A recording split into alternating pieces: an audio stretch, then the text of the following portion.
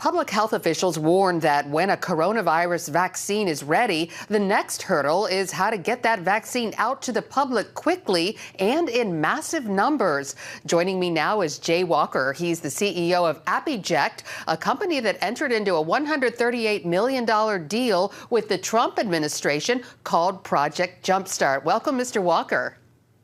Glad to be here, Lori. So what is Project Jumpstart? Well, Project Jumpstart is an emergency and temporary program in the battle against COVID-19.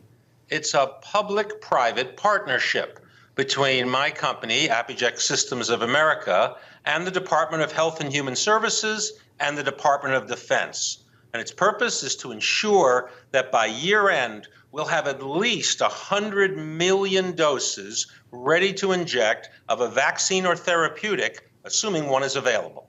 And now you are going to be making these pre-filled syringes for the vaccines. What's the problem with glass vial systems of manufacturing and delivering vaccines?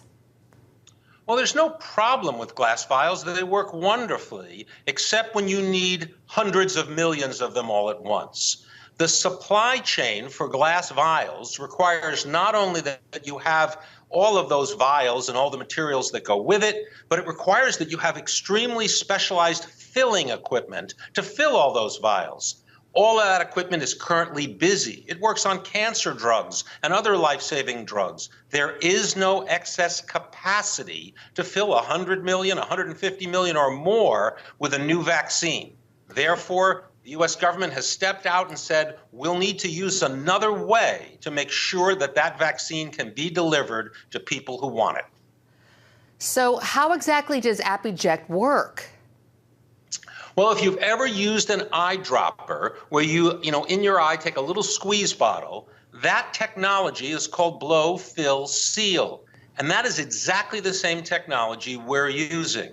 There are eyedropper facilities in the U.S., not many, but a few, that we are going to upgrade so they can handle vaccines. Then what will happen is those facilities will make the containers right here that will hold the vaccine. We will add a needle hub to them, and voila, you have a pre-filled syringe that's ready to use. So where will they be manufactured, and what is significant about that now and going forward? Well, we haven't announced yet which of the facilities in the U.S. will receive the upgrades. We're in discussions with all of the major U.S. manufacturers, but there are not many that do this on U.S. soil.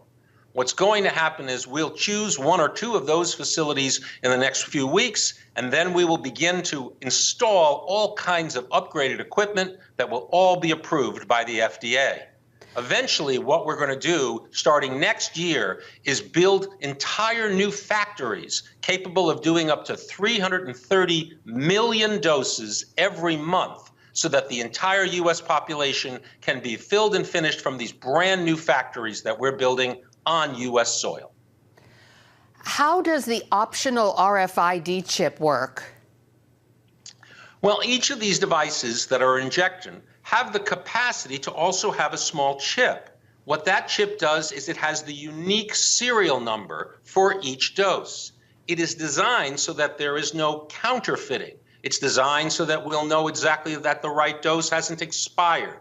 However, that chip only refers to the dose. There's no personal information, no patient information. It's simply like a barcode, only we know instantaneously where and when that dose has been used.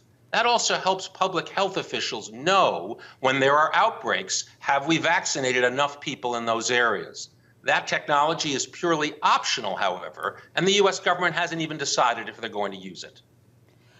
How quickly can you manufacture the vaccines, and what's your long-term goal? Well, we don't make vaccines, Lori. Drug companies make the vaccines. They then ship them to us for the packaging.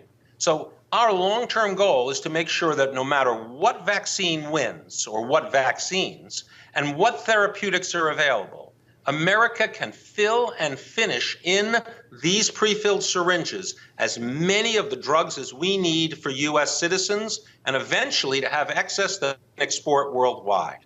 Our goal is to make sure that on American soil, we have everything we need to protect America.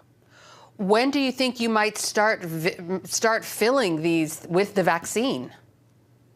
Well, the president has said that that vaccine will be ready this year. So if that vaccine shows up at our door, we're going to be ready to fill it as soon as it does. Well, it's a fascinating new technology. We'll definitely be keeping an eye on it. Jay Walker, CEO of AppEject, thanks for being here. Good to see you, sir. Thank you for having me, Lori.